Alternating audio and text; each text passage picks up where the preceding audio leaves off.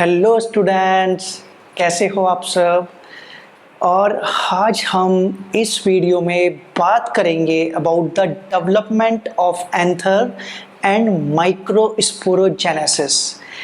Microsporogenesis पे already एक मैंने वीडियो बना रखी है, बट हम इस वीडियो में बात करेंगे कि किस तरह से जो एंथर है वो डेवलप होता है और माइक्रोस्पोरोजेनेसिस के अंदर जो माइक्रोस्पोर मदर सेल्स होती हैं वो कैसे बनती हैं। ठीक है, जैसे आपने एनसीईआरटी में पढ़ा होगा, कहीं कहीं पे वर्ड यूज़ किया गया है आर्किस्पोरियल सेल्स।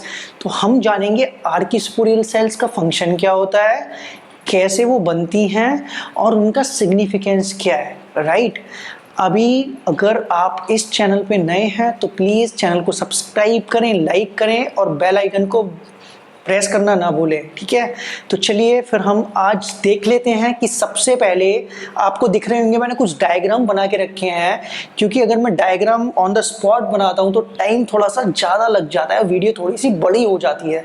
ठीक है, तो मैंने उसको शॉर्ट करने के लिए डायग्राम पहले ही ड्रॉ करके रखे हैं। और जो टॉपिक है आज का फ्रेंड्स, आज का टॉपिक है development of anther and microsporogenesis. ठीक है, अभी जो डेवलपमेंट ऑफ एंथर है, सबसे पहले आपको पता होना चाहिए कि जो एंथर की स्ट्रक्चर है, इंटरनल स्ट्रक्चर, ठीक है, वो क्या है। एंथर बाइलोब्ड होता है, उसके अंदर क्या क्या चीज़ें प्रेजेंट होती हैं, तो वो आप मेरी दूसरी वीडियो बना रखी है, उसको देख सकते हैं। आज हम बात करते हैं डेवलपमेंट कैसे होता है एंथर का, क्योंकि देखो यार होता क्या है कि जो एंथर होता है ना, anther is the part of male reproductive system. ठीक है, इन द फ्लावर। अगर हम बात कर रहे हैं फ्लावरिंग प्लांट एंजियोस्पर्म्स की, तो उसके अंदर हम फ्लावर्स की बात कर रहे हैं, which is the unit of organs reproductive system. ठीक है, तो रिप्रोडक्टिव सिस्टम की यूनिट फ्लावर है, उसके अंदर अब दोनों ऑर्गन्स हैं, मेल रिप्रोडक्टिव ऑर्गन्स भी हैं और फीमेल रिप्रोडक्टिव ऑर्गन्स भी हैं। तो अगर हम बात करते हैं इस एंथर की, तो जो एंथर होता है ये स्टामिन का पार्ट होता है। ठीक है, स्टामिन का जो इंपॉर्टेंट पार्ट है वो एंथर है। Anther is the important part of stamen which help in the reproduction. Right, reproduction में हेल्प क्यों करता है, बिकॉज जो पोलन ग्रेन्स हैं, जो मेल गैमीट्स हैं, मेल गैमेटोफाइट है, वो इसी के अंदर बनता है। ठीक है, तो चलिए हम स्टार्ट करते हैं डायग्राम नंबर 1 से। अभी ये जो आपको डायग्राम दिख रहा है नंबर 1, अभी आप गैस कर सकते हैं कि ये कौन कौन से डायग्राम्स हैं। मैं आपको बता देता हूं कि जो सबसे पहले हमें डायग्राम दिख रहा है, ये डायग्राम है यंग एंथर का। यंग एंथर का मतलब है कि जब बहुत ही इनिशियल स्टेज का ये डायग्राम है, एंथर के अंदर किसी भी तरह का बॉल फॉर्मेशन नहीं हुआ है, कोई भी पोलन सैक्स नहीं बने हैं, कोई भी इसके अंदर माइक्रोस्पोरेंजियम नहीं है, कोई भी इसके अंदर sporogenous sales, microspore mother cells या पोलन मदर सेल्स, इस तरह की कोई सेल्स इसमें नहीं है। फिलहाल ये जो आपको स्ट्रक्चर दिख रही है, it is the structure of transverse section है। ये किस चीज का, यंग एंथर का ट्रांसवर्स सेक्शन है ये। और इसके अंदर क्या दिख रहा है, मैंने यहाँ पे जो डायग्राम ड्रॉ किया है, इसमें आपको दिख रहा होगा कि जो आउटर लेयर है ये पूरी ब्लैक से दिख रही है आपको, ये सिंगल सेल थिक लेयर है। ठीक है, और इसके अंदर जो ये आपको पर्पल या वायलेट कलर से जो सेल्स का बंचेस दिख रहे हैं, सेल्स का मास दिख रहा है, ये कौन सी सेल्स है मैं आपको बता देता हूँ कि ये जो आपको आउटर साइड पे पूरी थिक लेयर दिख रही है सिंगल सेल की बनी हुई, इसको हम बोलते हैं एपिडर्मिस। क्या बोलते हैं स्टूडेंट, इसको एपिडर्मिस बोलते हैं। ठीक है, अभी जो एपिडर्मिस है, ठीक है, एपिडर्मिस क्या होती है, ये सिंगल सेल की बनी होती है और कैसी लेयर होती है, थिक लेयर होती है। ठीक है, मैंने जब ये एंथर की स्ट्रक्चर बताई थी तो उसमें मैंने सारी लेयर्स बताई थी, जिसके अंदर मैंने बताया था इसमें epidermis, endothecium, middle layer and tapetum. ठीक है, तो आज हम उसकी डिटेल स्टडी नहीं कर रहे हैं, आज हम डिटेल स्टडी करेंगे डेवलपमेंट ऑफ एंथर की, किस तरह से माइक्रोस्पोर मदर सेल्स बनती हैं। राइट, तो ये हो गया एपिडर्मिस। अब एपिडर्मिस के अंदर आपको बहुत सारी सेल्स दिख रही हैं पर्पल कलर में, तो ये जो सेल्स हैं इनको बोलते हैं मेरिस्टेमेटिक सेल्स। क्या बोलते हैं इनको, these cells are meristematic sales.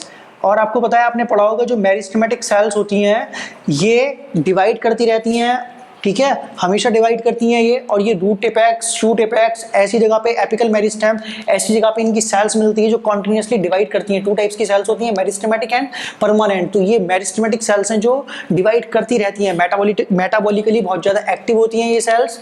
अब यहाँ पे आपको क्या दिख रहा है, इस कंडीशन में आपको दिख रहा है कि ये जो एंथर की सबसे पहली स्टेज है, जब एंथर स्टार्ट हो रहा है बनना, तो ये है यंग एंथर। ठीक है, अब हम इधर देखते हैं तो होता क्या है, जो आउटर लेयर होती है, ये आउटर लेयर सिंगल सेल की बनी हुई एपिडर्मिस है।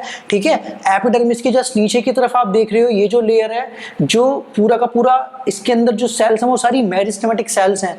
अब इसके बीच में जो लेयर है इसको बोलते हैं हाइपोडर्मल रीजन, क्योंकि एपिडर्मल रीजन कौन सा हो गया, टॉप मोस्ट रीजन हो गया, जो पूरा आउटर वाला पोर्शन है उसके जस्ट बिलो जो रीजन है दैट इज हाइपोडर्मल रीजन। तो इसकी जो सेल्स हैं सारी की सारी कौन सी सेल्स हैं, मेरिस्टेमेटिक सेल्स हैं। अब होता क्या है कि जो मेरिस्टेमेटिक सेल्स हैं इसमें बीच में सबसे पहले जब एंथर के अंदर चेंजेस स्टार्ट होते हैं, जब एंथर के अंदर वेरियस काइंड के चेंजेस होते हैं, जैसे जैसे वो मैच्योर होने की तरफ को बढ़ता जाता है एंथर, तो उसके साथ में क्या होता है, सबसे पहले कुछ सेल्स होती हैं बीच में मेरिस्टेमेटिक सेल्स, वो क्या बनाती हैं, ऑल वेस्कुलर टिश्यूज। क्या बनाती हैं, वो सारे वेस्कुलर टिश्यूज बनाती हैं मिडल में एकदम।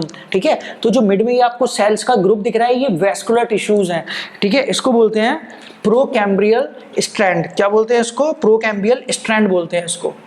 इसको बोलते हैं प्रोकैम्ब्रियल स्ट्रैंड। ठीक है, किसका बना होता है ये, ऑल वेस्कुलर टिश्यूज। और मैं ये बताऊंगा कि ये फाइनली क्या बनाता है ये। ठीक है, आप गैस कर सकते हो कि आगे चल के ये क्या बनाने वाला है, जिसको हम कह रहे हैं वेस्कुलर टिश्यू का ग्रुप है ये, या फिर ये क्या है, दिस इज प्रोकैम्ब्रियल स्ट्रैंड, इसका एक नाम है। अभी क्या होता है, इसके साथ साथ जैसे ही बीच में से कुछ मेरिस्टेमेटिक सेल्स प्रोकैम्बियल स्ट्रैंड्स बनाती हैं या फिर वेस्कुलर टिश्यूज का फॉर्मेशन करती हैं, उसके साथ साथ में इस एंथर के, और आपको दिख रहा होगा कि ये जो एंथर है ये कैसा है, स्फेरिकल शेप है, ओवल शेप है। ठीक है, और जो एंथर का डेवलपमेंट होता है, एंथर का फॉर्मेशन होता है, वो यूस्पोरेंजिएट टाइप होता है। यूस्पोरेंजिएट टाइप का मतलब है कि जो एंथर है वो एक से ज्यादा आर्किस्पोरियल सेल से बनता है। आर्किस्पोरियल सेल्स की भी हम बातें करेंगे। तो इसका जो डेवलपमेंट है वो किस तरह का डेवलपमेंट है एंथर का, यूस्पोरेंजिएट टाइप ऑफ डेवलपमेंट। ठीक है, कैसा डेवलपमेंट है इसका, यूस्पोरेंजिएट टाइप का डेवलपमेंट है। अब ये जो यूस्पोरेंजिएट टाइप का डेवलपमेंट है इसका मतलब क्या है, यूस्पोरेंजिएट टाइप के डेवलपमेंट का मतलब है कि ये एक से ज्यादा आर्किस्पोरियल सेल से बना है। ठीक है, तो उसी के बारे में हम बात करने वाले हैं। अब यहाँ पे आपको कॉर्नर्स दिख रहे हैं, ये मैंने पूरी सेल्स नहीं बनाई हैं। ठीक है, टाइम ज्यादा कंज्यूम होता है इसमें। अब यहाँ पे क्या है, बहुत सारी सेल्स हैं, क्योंकि ये डायग्राम, ये जो शुरू के डायग्राम है इनको आपको बनाने की जरूरत नहीं है, ये जस्ट मैंने ड्रॉ किए हैं कि बेसिक कॉन्सेप्ट क्लियर होना चाहिए, क्योंकि नीट में इसी तरह के क्वेश्चंस ज्यादा पूछे जाते हैं। तो ये जो कॉर्नर्स दिख रहे हैं, कॉर्नर्स में मैंने जस्ट एपिडर्मिस के नीचे वाली लेयर दिखाई है जिसको हम कह सकते हैं हाइपोडर्मल रीजन। और हाइपोडर्मल के डर्मल रीजन के चारों तरफ क्या दिख रहा है आपको, मेरिस्टेमेटिक सेल्स हैं।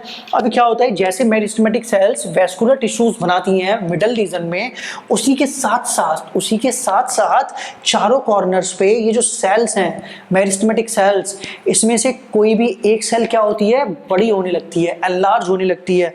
तो मैं यहाँ पे इसको ड्रॉ कर देता हूँ। तो यहाँ से एक सेल लेंगे कोई भी, तो ये एक सेल क्या है, एक सेल बड़ी होने लगती है। तो फॉर एग्जाम्पल ये एक सेल है, इसमें से कोई भी एक सेल होगी जो कैसी होगी, एनलार्ज होगी। तो अभी जो आपको ये बड़ी सेल दिख रही है, तो दिस इज एनलार्ज सेल। ठीक है, जो कैसे बनी, जब वेस्कुलर टिश्यूज बन गए साथ में, तो इसके चारों कॉर्नर पे कुछ सेल्स थी जो एनलार्ज हो गई। ठीक है, अब क्या होगा, इस जब थोड़ा सा और आगे की तरफ चलते हैं तो यहाँ पे क्या मिल गए हमें, वेस्कुलर टिश्यूज तैयार हो गए। ठीक है, चारों कॉर्नर्स पे चार बड़ी सेल्स तैयार हो गई। अब इन बड़ी सेल्स को क्या बोलते हैं, इनको अब हम बोलते हैं, now these are called archesporial cells, right, archesporial cells. अब हमने इनको बोल दिया आर्कीस्पोरियल सेल्स, जो सेल्स बड़ी हो गई, यानी कि मेरिस्टेमेटिक सेल्स थी, उनके अंदर कुछ चेंजेस हुए, एनलार्ज हो गई फोर कॉर्नर्स पे, 1 2 3 4। Now these are called archesporial cells. ठीक है, अब क्या होता है, अब ये जो आर्कीस्पोरियल सेल्स होती हैं ये डिवीजन करती हैं। इनके अंदर क्या होता है, डिवीजन होता है। दो तरह का डिवीजन करती हैं ये। कौन कौन सा डिवीजन करती हैं, इनके अंदर डिवीजन होता है, सबसे पहले डिवीजन होता है इनके अंदर पेरिक्लिनल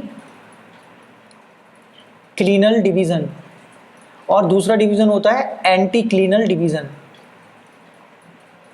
तो पेरिक्लिनल डिवीजन और एंटीक्लिनल डिवीजन का मतलब क्या है, पेरिक्लिनल डिवीजन का मतलब होता है, सपोज करिए ये एक सेल है और ये सेल डिवाइड कर रही है। ठीक है, अभी दो तरह से डिवाइड कर रही है, एक हो रहा है इसके अंदर एंटीक्लिनल डिवीजन, एंटी क्लीनरी डिवाइड कर रही है ये, या हम कह सकते हैं एंटी क्लीनल डिवीजन कर रही है, और एक कर रही है ये पेरिक्लिनल डिवीजन।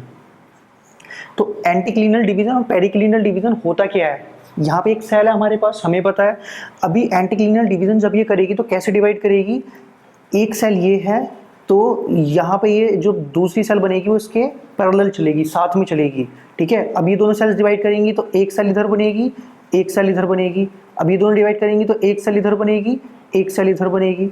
तो इस तरह से ये जो डिवीज़न है जो ऐसे चल रहा है एकदम, ठीक है। कौन सी डिग्री पे बोल सकते हैं हम इसको? जो एकदम 180 डिग्री पे चल रहा है, तो इस तरह के डिवीजन को हम बोलते हैं एंटी क्लीनल डिवीजन, ठीक है। इसका मतलब क्या है कि यहाँ पे एक सेल है तो इधर की तरफ डिवीजन चल रहा है, इधर की तरफ डिवीजन चल रहा है, इस तरह का डिवीजन को हम बोलते हैं एंटी क्लीनल डिवीजन। पेरिक्लिनल डिवीजन में क्या होगा?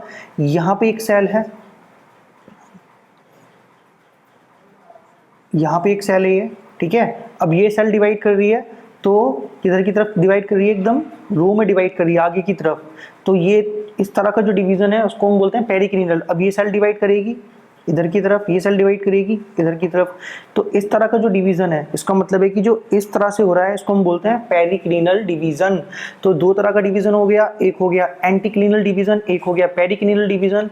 और यहाँ पे ये जो आर्किस्पोरियल सेल्स हैं वो क्या कर रही हैं? ये दोनों तरह के डिवीजन करके कौन कौन सी सेल्स बना रही हैं? दो तरह की सेल्स बनाती हैं ये।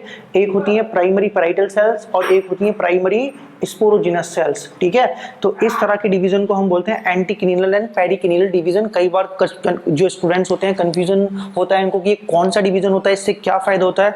तो इससे क्या होता है कि जो भी आपको ये जो सेल डिवीजन हो रहा है एंटी पेरिक्लिनल और एंटी क्लीनल, फॉर एग्जांपल मैं यहाँ पे हूँ, आई एम अ सेल, ठीक है, और I am just going to divide anticlinal as well as periclinal. तो अगर मैं एंटी क्लीनल डिवाइड कर रहा हूँ तो आप समझिए कि मैं यहाँ पे हूँ और मेरे चारों तरफ इधर की तरफ मतलब मेरे साथ में कुछ और सेल्स आ गई, ठीक है।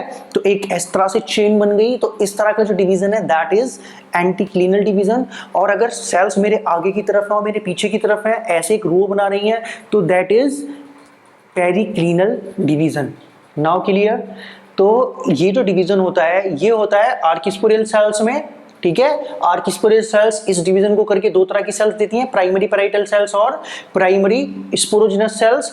अब ये दोनों सेल्स जब डिवाइड करती हैं तब ये सेल्स बनाती हैं, यहाँ पे हम पढ़ेंगे कि ये वाली सेल्स डिवाइड करने के बाद तीन तरह की लेयर्स बनाती हैं जिसको हम बोलते हैं एंडोथीशियम, मिडल लेयर और टैपेटम, ठीक है। तो ये तीनों लेयर किस सेल से बनी?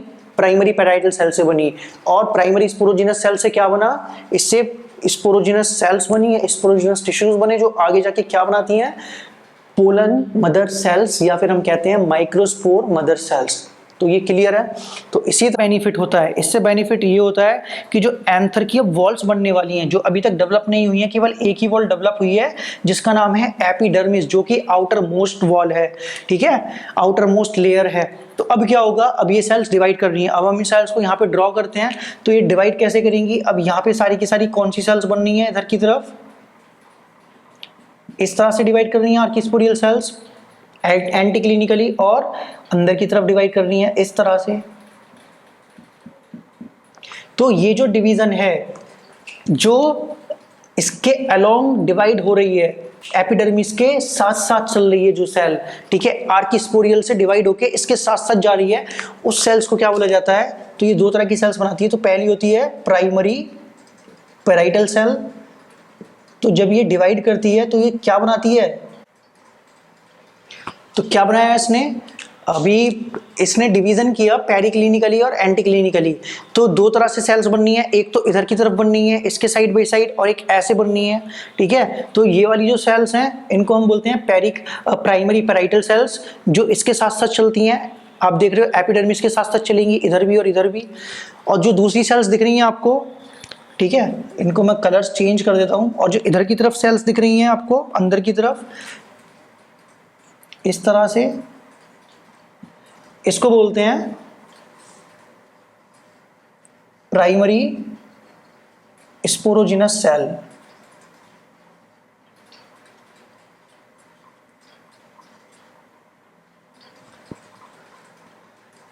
प्राइमरी पैराइटल सेल्स हो गई हैं, प्राइमरी स्पोरोजिनस सेल्स हो गई। अब क्या होता है? अब यहाँ पे डिवीजन होना स्टार्ट हो गया है, ठीक है। माइटोटिकली डिवाइड कर रही हैं, दो तरह से डिवीजन हो रहा है, periclinical division, anticlinical division.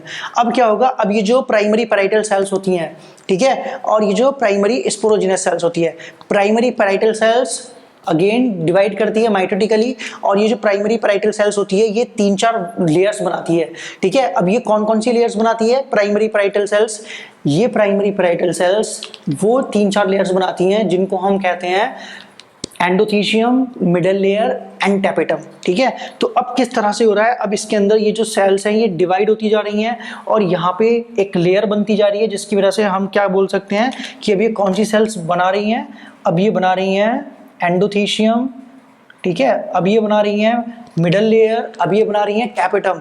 और ये जो प्राइमरी स्पोरोजिनस सेल्स है, तो यहाँ पे क्या याद रखना है कि ये primary parietal sales further divide होगी और ये डिवीजन करेगी, अगेन पेरिक्लिनिकल डिवीजन करेगी ये, और एंटी क्लिनिकल, और ये क्या बनाएगी, लेयर्स बनाएगी, क्योंकि पेरिक्लिनिकल भी डिवीजन करना है, इसको चारों तरफ घेरा बनाना है, और एंटी क्लिनिकल बनना है, इसको 3-4 लेयर्स भी बनानी है, तभी तो बनेगी endothecium, middle layer and tapetum, ठीक है। और तो आपको अब समझ में आ गया कि वो जो एंथर की वॉल्स होती हैं कौन कौन सी, middle layer, endothecium and tapetum, वो किससे बनती हैं, वो प्राइमरी पैराइटल सेल से बनती हैं, या ठीक है। अब प्राइमरी स्पोरोजिनस सेल्स क्या करती हैं, ये primary sporogenous sales further divide करती हैं ये, और ये डिवाइड करके क्या बनाती हैं, ये भी एंटी क्लिनिकली डिवाइड, पेरिक्लिनिकली डिवाइड करती हैं, और ये डिवाइड करके बनाती हैं स्पोरोजिनस सेल्स या फिर स्पोरोजिनस टिश्यूज। और फिर वो स्पोरोजिनस सेल्स यहाँ पे आपको दिख रही होंगी, ये यहाँ पे मैं दिखा देता हूँ, ये जो लेयर है अब सेकंड वाली, इसको हम बोलते हैं एंडोथीशियम, ठीक है, इसको बोलते हैं एंडोथीशियम। और ये जो ब्लू से आपको दिख रही है ब्लू वाली लेयर, इसको हम बोलते हैं मिडल लेयर। तो मैं लेयर के बारे में ज़्यादा यहाँ पे नई डिटेल बताने वाला हूँ, इसके ऊपर मैंने एक सेपरेट वीडियो बना रखी है, आप उसको देख सकते हैं, यहाँ पे मैं लिंक दे देता हूँ, ठीक है। और ये जो अंदर की तरफ जो सेल्स दिख रही हैं आपको पर्पल कलर से, ठीक है, जिसके अंदर आपको मल्टी न्यूक्लियस दिख रहे हैं, किसी में 2 किसी में 3, इनको हम बोलते हैं टैपेटम, इसको बोलते हैं टैपेटम। और जो अंदर की तरफ ब्लैक ब्लैक कलर की आपको सेल्स दिख रही हैं, इसको हम बोलते हैं स्पोरोजिनस टिश्यू या स्पोरोजिनस सेल्स, ठीक है। अभी ये जो अंदर की तरफ स्पोरोजिनस सेल्स हैं ये किससे बनी है, ये प्राइमरी स्पोरोजिनस सेल से बनी है। ये जो लेयर है एंडोथीशियम, मिडल लेयर और टैपेटम, ये तीनों लेयर किसने बनाई, ये तीनों लेयर बनाई प्राइमरी पैराइटल सेल्स ने। यहाँ तक कॉन्सेप्ट क्लियर है। अब इसके बाद में क्या होता है, इसके बाद में जब ये पूरा का पूरा एक डिवीजन स्टार्ट हो जाता है, अब जो एंथर था, एंथर पहले कैसा था, यहाँ पे एंथर कैसा है, आपको कैसा दिख रहा है, यहाँ पे एंथर एकदम इमेच्योर है, एकदम यंग एंथर है। धीरे धीरे फिर एंथर क्या हुआ, अब एंथर थोड़ा सा बड़ा हो गया, अब जो एंथर है वो थोड़ा सा बड़ा हो गया। फिर यहाँ पे क्या हुआ, यहाँ पे एंथर और डेवलप हो गया, यहाँ पे जो एंथर था वो और डेवलप हो गया, ठीक है। और यहाँ पे जो एंथर था वो पूरी तरह से क्या हो गया, यहाँ पे जो एंथर था वो पूरी तरह से एकदम मैच्योर हो गया, ठीक है। तो ये था इनिशियल स्टेज ऑफ एंथर और ये है मैच्योर एंथर। अब इस मैच्योर एंथर में क्या है, यहाँ पे आपको क्लियर दिख रहा होगा कि इसके अंदर 4 सैक्स आपको दिख रहे हैं, क्योंकि हम बाइलोब्ड एंथर की बात कर रहे हैं। तो बाइलोब्ड एंथर में एक एंथर में कितने थीका होते हैं, 2 थीका। तो अगर हम इसको देखें, एक लोब ये है, एक लोब ये है, इसमें 2 थीका है 1 और 2, इसमें 2 थीका 1 और 2। तो इस तरह से इसको बोला जाता है डाइथीकस एंथर, ठीक है। और माइक्रोस्पोरेंजियम, हर एक कॉर्नर में माइक्रोस्पोरेंजियम होती है, मतलब हर थीका में एक माइक्रोस्पोरेंजियम होती है, जिसकी वजह से हम इसको बोलते हैं टेट्रास्पोरेंजिएट। क्या बोलते हैं इसको, टेट्रास्पोरेंजिएट, ठीक है। एक्चुअल में अगर आपको उसको डिटेल में समझना है तो मैं आपको लिंक दे देता हूँ यहाँ पे, जो प्रीवियस वीडियो थी जिसमें मैंने माइक्रोस्पोरोजेनेसिस और इंटरनल स्ट्रक्चर ऑफ एंथर बताया था। तो आप इंटरनल स्ट्रक्चर ऑफ एंथर वाली जो वीडियो है उसको देख लीजिए, तो ये डिटेल में समझ में आ जाएगा कि क्या होता है, राइट। तो अभी अगर हमको समझना है तो समझिए कि ये जो स्पोरोजिनस सेल्स होती हैं, स्पोरोजिनस टिश्यूज होते हैं, ये बनाती हैं माइक्रोस्पोर मदर सेल्स, और वो माइक्रोस्पोर मदर सेल्स म्योटिकली डिवाइड करके माइक्रोस्पोर टेट्राड्स बनाती हैं। फिर वो माइक्रोस्पोर टेट्राड्स जो होते हैं हैप्लॉइड्स होते हैं, और वो एक दूसरे के साथ एसोसिएट होते हैं, और बाद में जो टैपेटम होती है वो एक एंजाइम रिलीज करती है, जो एंजाइम उन माइक्रोस्पोर टेट्राड्स को सेपरेट कर देता है। देख लेते हैं, फॉर एग्जांपल यहाँ पे एक ये पोलन सैक है। होते क्या है कि हम इसको पहले बोलते हैं माइक्रोस्पोरेंजियम। और जैसे जैसे एंथर मैच्योर होता है तो वैसे वैसे ये चेंजेस आते जाते हैं इनके अंदर, इनकी वॉल्स में, और ये जो माइक्रोस्पोरेंजियम है ये बड़ी हो जाती है, एनलार्ज हो जाती है। एनलार्ज होने की वजह से इसके अंदर जो सेल्स के आपको ग्रुप्स दिख रहे हैं ये थोड़ी सी फ्री हो जाती हैं, दूर दूर हो जाती हैं एकदम, ठीक है, खुली खुली सी सेल्स हो जाती हैं। और फिर इसको हम बोलते हैं पोलन सैक, इसको हम बोलते हैं पोलन सैक। और इस पोलन सैक के अंदर क्या होती हैं, ये माइक्रोस्पोर्स मदर सेल्स होती हैं जो थोड़ी सी एक दूसरे से दूर होती हैं, पास पास नहीं होती हैं, ठीक है। और ये मदर सेल्स कैसी होती हैं, इनको बोलते हैं माइक्रोस्पोर मदर सेल्स। और ये होती हैं डिप्लॉइड। कैसी होती हैं ये, डिप्लॉइड होती हैं, राइट। अब अगर हम देखें यहाँ पे ये एक माइक्रोस्पोर मदर सेल है, इसका नाम है माइक्रोस्पोर मदर सेल, ठीक है। तो जो माइक्रोस्पोर मदर सेल्स होती है क्या करती है, मियोटिक डिवीजन करती है, ये एक मियोसिस करेगी, या जिसको हम रिडक्शनल डिवीजन बोलते हैं। और इस माइक्रोस्पोर मदर सेल से क्या बनते हैं, माइक्रोस्पोर टेट्राड्स बनते हैं। क्या बनते हैं, माइक्रोस्पोर टेट्राड्स, ठीक है। वो फ्री नहीं होते, एक दूसरे से एसोसिएट रहते हैं, लिंक रहते हैं, अटैच रहते हैं। तो वो 4 कंडीशंस हो सकती हैं माइक्रोस्पोर टेट्राड्स बनने की। एक कंडीशन तो ये होती है जिसमें क्या होता है, टेट्राहेड्रल टाइप ऑफ माइक्रोस्पोर्स बनते हैं। एक कंडीशन इस तरह से होती है, लीनियर टाइप ऑफ माइक्रोस्पोर्स बनते हैं। एक कंडीशन इस तरह से होती है, आइसोबाइलेटरल टाइप ऑफ माइक्रोस्पोर्स बनते हैं, ठीक है, टेट्राड्स बनते हैं। और एक कंडीशन होती है जिसमें डेक्यूजेट टाइप ऑफ माइक्रोस्पोर टेट्राड्स बनते हैं, इस तरह से। तो ये कुछ कंडीशंस होती हैं जैसे जैसे माइक्रोस्पोर टेट्राड्स बनते हैं। ये मोस्ट कॉमन होती है, ये वाली, ये मोस्ट कॉमन टाइप है जो टाइकॉट्स में मिलती है, ठीक है, डाइकॉट्स में ये वाली मिलती है। और ये वाली मोस्ट कॉमन होती है मोनोकॉट्स में मिलती है, ये वाली, तो मोनोकॉट्स में मिलती है ये वाली। इसको हम बोलते हैं आइसोबाइलेटरल, इसको हम बोलते हैं लीनियर, इसको हम बोलते हैं टेट्राहेड्रल, और इसको बोलते हैं डेक्यूजेट। तो अगर आपको इनको डिटेल में समझना है तो आप मेरी प्रीवियस वीडियो देख लीजिए, उसमें आपको समझ में आ जाएगा। तो सबसे कॉमन जो आपको याद रखनी होती है वो ये वाली होती है, this is called tetrahedral type of microspore tetrad, ठीक है। तो यहाँ पे अगर हम देखेंगे तो यहाँ पे क्या बन गए अब सारे, यहाँ पे माइक्रोस्पोर टेट्राड्स बन चुके हैं, ठीक है, जो टेट्राहेड्रल टाइप है। तो अब क्या हो रहा है, इनके अंदर फर्दर डिवीजन करके माइक्रोस्पोर मदर सेल ने ये हैप्लॉइड सेल्स बना दी, हैप्लॉइड माइक्रोस्पोर्स बना दिए। अब जो हैप्लॉइड माइक्रोस्पोर्स हैं अब ये एक दूसरे के साथ लिंक्ड है, इस कंडीशन में है, तो इनको सेपरेट करना है। तो सेपरेट करने के लिए क्या होगा, जो टैपेटम लेयर होती है वो डिसइंटीग्रेट होने से पहले क्या बनाती है, अगर हम देखें जो टैपेटम होती है, टैपेटम के अगर हम फंक्शन देखें तो उसके क्या फंक्शंस होते हैं। एक तो टैपेटम का फंक्शन होता है कि एक एंजाइम बनाती है जिसका नाम होता है कैलेज। और जो कैलेज एंजाइम होता है वो इसके बीच में जो ये लेयर होती है इसको वो डिसॉल्व करता है, इसको वो ब्रेक कर देता है, जिससे माइक्रोस्पोर्स जो होते हैं वो सेपरेट हो जाते हैं। और ये क्या बनाती है, जो टैपेटम होती है, टैपेटम एक यूबिश बॉडीज बनाती है, ठीक है, यूबिश बॉडीज। और ये यूबिश बॉडीज क्या करती हैं, ये यूबिश बॉडीज़ बनाती हैं स्पोरोपोलिनिन की बनी होती हैं, ये यूबिश बॉडीज़ बनी होती हैं स्पोरोपोलिनिन की। और ये जो स्पोरोपोलिनिन होती है ये किसकी बनी होती है, ये बनी होती है polymer of carotenoid, polymer of carotenoids, ठीक है। और ये क्या बनाती है, स्पोरोपोलिनिन बनाती है एक्साइन, राइट। तो जो टैपेटम होती है ये टैपेटम का फंक्शन होता है पूरा।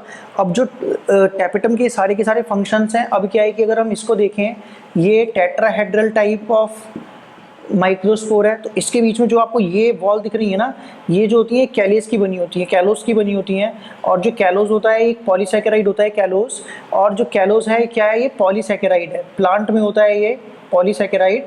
ये ग्लूकोज रेसिड्यूज का बना होता है, ठीक है, glucose 1 beta 1,3 glycosidic bonds linkage करके ये कैलोस को बनाते हैं। तो ये जो कैलोस होता है इसको कैलेज एंजाइम क्या करता है, ब्रेक करता है। और ये जो माइक्रोस्पोर्स होते हैं ये अलग अलग फ्री हो जाते हैं माइक्रोस्पोर्स, ठीक है। तो यहाँ पे क्या दिख रहा है आपको, यहाँ पे जो माइक्रोस्पोर्स होंगे ये फ्री हो जाएंगे, माइक्रोस्पोर्स फ्री हो गए। अब ये माइक्रोस्पोर्स क्या है, अब इन माइक्रोस्पोर्स के ऊपर इस स्पोरोपोलिनिन की एक थिक लेयर बन जाती है जिसको हम बोलते हैं एक्साइन, ठीक है। तो ये फॉर एग्जांपल ये समझो कि ये माइक्रोस्पोर है, ये इसके ऊपर ये थिक लेयर बन गई एक, ठीक है, इसको हमने बोल दिया एक्साइन। ये हो गई एंटाइन, ये इंटाइन है, ये एक्साइन है, ठीक है। तो हम फिर इसको बोलते हैं पोलन ग्रेन। फिर कब बोलते हैं पोलन ग्रेन? जब इस माइक्रोस्पोर पे डिपोजिशन हो जाता है स्पोरोपोलिन इनका एज अ एक्साइन, इंटाइन के ऊपर एक्साइन फॉर्मेशन हो जाता है स्पोरोपोलिन की वजह से, तब हम उसको बोलते हैं पोलन ग्रेन। तो पोलन ग्रेन जो होते हैं अभी ये मैच्योर नहीं हुए, अभी पोलन ग्रेन क्या होगा फिर इसके अंदर और डिवीजन होता है, एक माइटोटिक डिवीजन होता है जिसकी वजह से ये टू सेल्ड स्टेज बनाती है, और वो टू सेल्ड स्टेज जो होती है फिर वो शेड ऑफ होती है 60% एंजियोस्पर्म्स के अंदर। और जिस टाइम पे पोलन जर्मिनेशन होता है इन द स्टाइल, तब एक डिवीजन वहाँ पे माइटोटिक होता है, तब वो बनता है 3 सेल्ड स्टेज। और कुछ 40% एंजियोस्पर्म्स ऐसे होते हैं जिनके अंदर की वो पहले से ही 3 सेल्ड स्टेज हो जाता है और बाद में जाके वो शेड ऑफ होता है, ठीक है। तो ये कुछ कंडीशंस होती हैं इसके अंदर। अभी अगर हम इसको देखें तो ये आपको समझ में आ गया कि किस तरह से टेट्रास्पोर्ट्स माइक्रोस्पोर टेट्राट्स बने। मोस्ट कॉमन टाइप डाइकॉट्स में ये है, मोनोकॉट्स में ये है, ठीक है। किस तरह से मॉडिफिकेशंस हो रहा था यहाँ पे। अब क्या होता है कि सबसे पहले जो लेयर डीजनरेट होती है मैं वो बता देता हूँ, वो होती है मिडल लेयर। तो मिडल लेयर जो होती है एफिमेरल टाइप होती है, शॉर्ट लिव्ड होती है ये, ठीक है। सबसे पहले यही डिसइंटीग्रेट होती है, क्यों? क्योंकि जो टैपेटम होती है, टैपेटम सारा का सारा न्यूट्रिशन जो होता है वो इससे एब्जॉर्ब करती है। मिडल लेयर के पास न्यूट्रिशन बहुत लार्ज अमाउंट में स्टोर होता है, बिकॉज जो मिडल लेयर्स होती हैं पैरेनकाइमेटस सेल्स की बनी होती है। पैरेनकाइमेटस सेल्स की स्पेशलिटी क्या होती है कि जो पैरेनकाइमेटस सेल्स होती हैं ये न्यूट्रिशन को स्टोर करके रखती हैं, और जब ये स्पोरोजिनस सेल्स ग्रोथ करती हैं, इनको एनर्जी की रिक्वायरमेंट होती है, खाना चाहिए होता है, नरिशमेंट चाहिए होता है, तब ये टैपेटम इस मिडल लेयर से नरिशमेंट को एब्जॉर्ब करती है, और एब्जॉर्ब करने के बाद ही साथ में माइक्रोस्पोर मदर सेल्स को प्रोवाइड कराती रहती है, जिसकी वजह से ये सेल्स ग्रो करती रहती हैं, डिवाइड करती हैं, ठीक है। और फिर जैसे ही सारा न्यूट्रिशन इस मिडल लेयर का सारा एब्जॉर्ब कर लेती है टैपेटम, तब ये मिडल लेयर जो होती है डिसइंटीग्रेट हो जाती है। इसके बाद में जो टैपेटम होती है वो डिसइंटीग्रेट होने से पहले, क्योंकि उसका भी न्यूट्रिशन कौन ले रहा है, उसका भी न्यूट्रिशन जो ले रही है वो माइक्रोस्पोर मदर सेल्स ले रही हैं। डिसइंटीग्रेट होने से पहले जो टैपेटम होती है इसके अंदर स्फेरिकल बॉडीज बनती हैं। उन स्फेरिकल बॉडीज को यूबिश बॉडीज कहते हैं हम, यूबिश बॉडीज। ये यूबिश बॉडीज स्पोरोपोलिन की बनी होती हैं। ये स्पोरोपोलिन कैरोटिनॉइड्स की बनी होती है, पॉलीमर ऑफ कैरोटिनॉइड्स, जो टफेस्ट ऑर्गेनिक मटेरियल होता है ये, ठीक है। कोई भी एंजाइम, कोई भी एल्कलाई, कोई भी एसिड इसको ब्रेक नहीं कर सकता। और यही वजह है कि जो बहुत सारे पोलन ग्रेन्स होते हैं उनके फॉसिल्स मिलते हैं, काफ़ी टाइम तक एकदम सेफ प्रिजर्व रहते हैं, वो डिस्ट्रॉय नहीं कर पाता उनको कोई भी। तो जो स्पोरोपोलिन होती है बहुत ही एक टफेस्ट मटेरियल होता है ये, ठीक है। ये एक्साइन बनाती है पोलन ग्रेन में, और जब ये पोलर माइक्रोस्पोर्स को कवर कर लेती है, ठीक है, उसके ऊपर थिकनिंग हो जाती है, इसकी एक लेयर बन जाती है, तब हम उसको बोलते हैं पोलन ग्रेन। और जो पोलन ग्रेन्स होते हैं तो पोलन ग्रेन के अंदर कहीं कहीं पे ये वाली जो लेयर होती है वो एब्सेंट होती है, जहाँ से इंटाइन आउटग्रोथ करके पोलन ट्यूब बनाती है, उनको हम जम्पोज बोलते हैं। तो जब हम पढ़ेंगे पोलन ग्रेन की स्ट्रक्चर उसमें डिटेल्ड स्टडी करेंगे।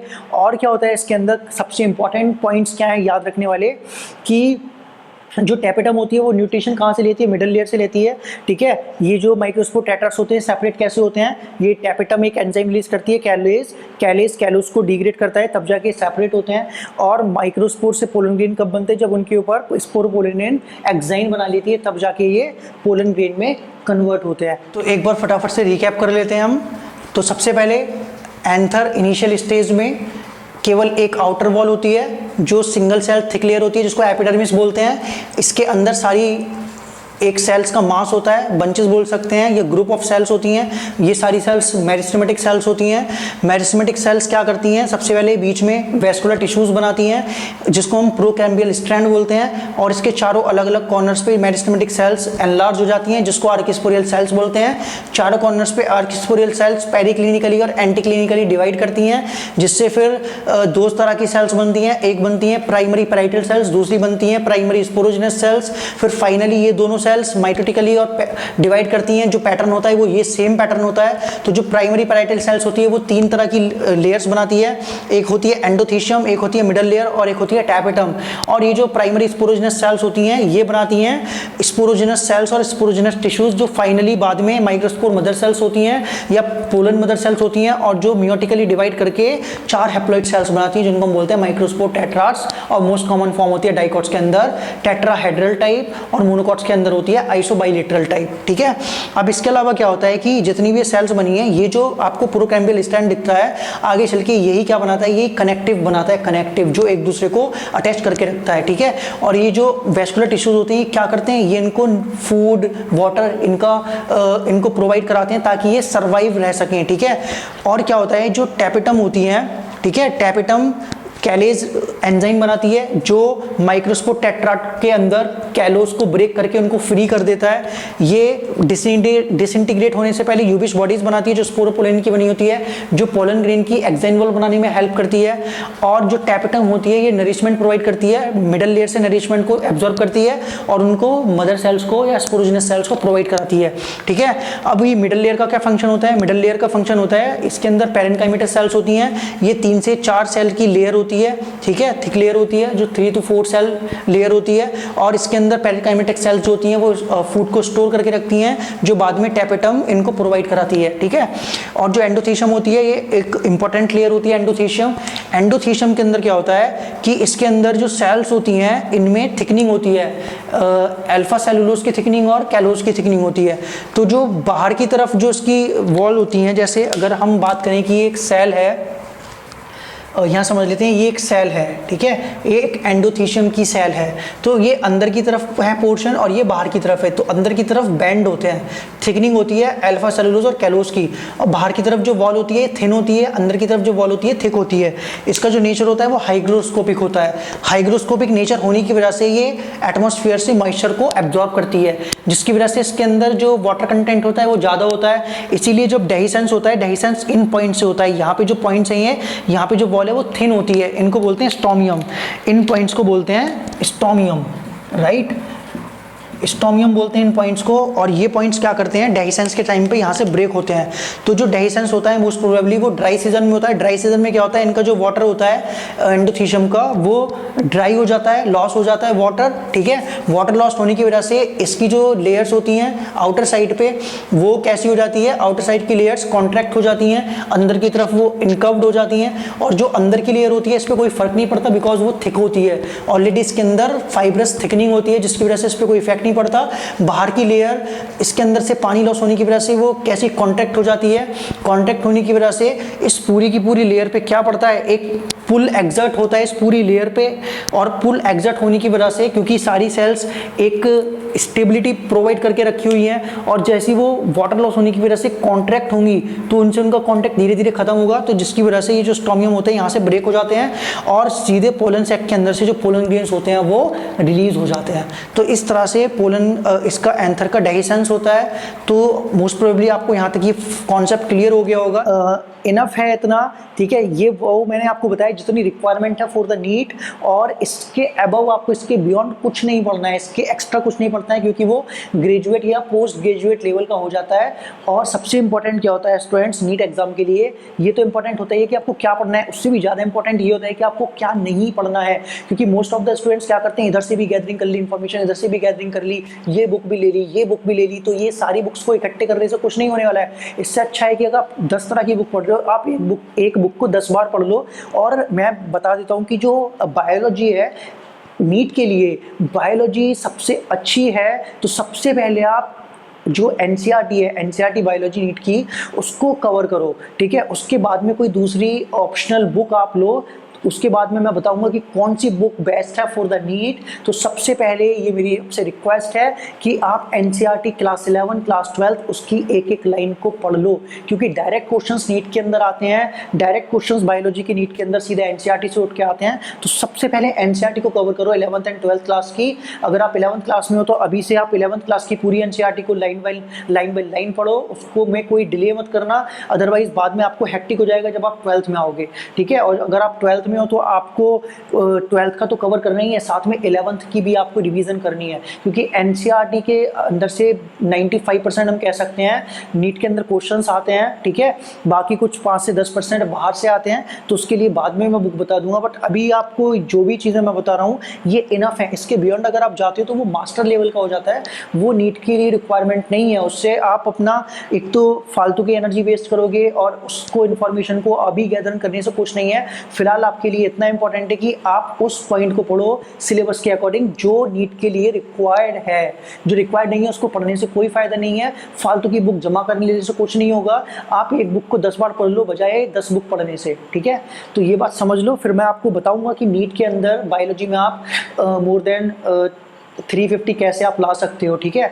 तो ये आपको समझ में आई होगी। अब फिर हम नेक्स्ट वीडियो में बात करेंगे अबाउट द पोलन ग्रेन, उसकी स्ट्रक्चर के बारे में। और आपको पता होगा कि जो पोलन ग्रेन की स्टडी होती है, डिटेल स्टडी, उसको पैलिनोलॉजी बोलते हैं। और जो पोलन ग्रेन्स होते हैं उनको as a pollen tablets, as a syrup consume भी किया जाता है कुछ वेस्टर्न कंट्रीज़ में, क्योंकि ऐसा माना जाता है कि जो पोलन ग्रेन्स की टैबलेट्स या सिरप्स होते हैं वो स्टैमिना बढ़ा देते हैं, ठीक है। कुछ एथलीट्स इनको यूज़ करते हैं।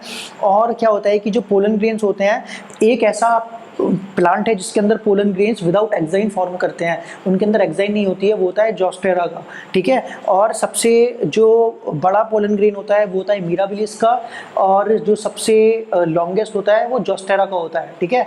तो ये कुछ पॉइंट्स थे मैंने आपको बताए।